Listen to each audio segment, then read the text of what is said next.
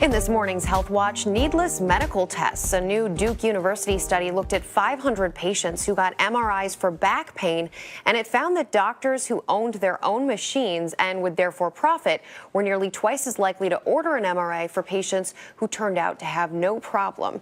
Here to discuss this study and whether you may be taking unnecessary tests is Dr. John Santa. He is director for Consumer Reports Magazine Health Rating Center. Great to have you with us, Doc. Good morning. Nice to be here. So, did the study first off surprise you?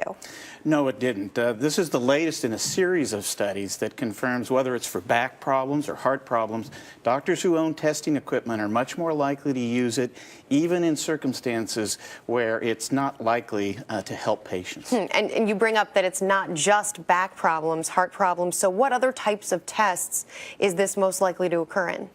Well, imaging tests are especially a concern. So are like electrocardiograms. The tests that involves equipment doctors have in their offices and generates money for them, they tend to overuse. Do we have a sense for how big the financial gain is here for a doctor versus something where it gets outsourced?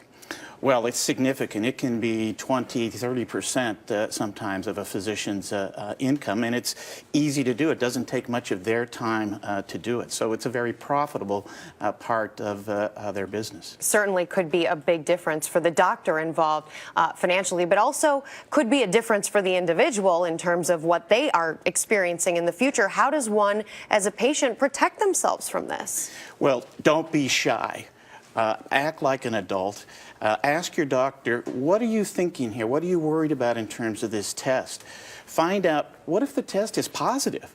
What will be the next step? Doctors should be thinking 2 or 3 steps ahead. And if you get the sense they're not, then you should ask, what are my options here?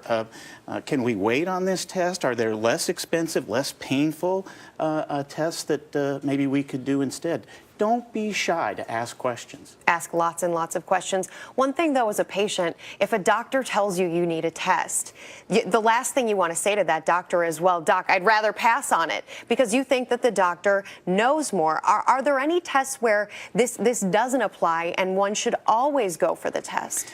That's a great question. When you're sick, you probably should go with whatever the doctor is thinking. We're mostly concerned about situations in which things are going well. The heart study, for example, was of people who had surgery or stents, and everything was fine. They were doing fine. They had no problems. And yet the doctor was saying, well, we need to do more testing. Now, that's very reasonable if you have cancer, for example, and you need to have imaging to keep track of it as it comes back.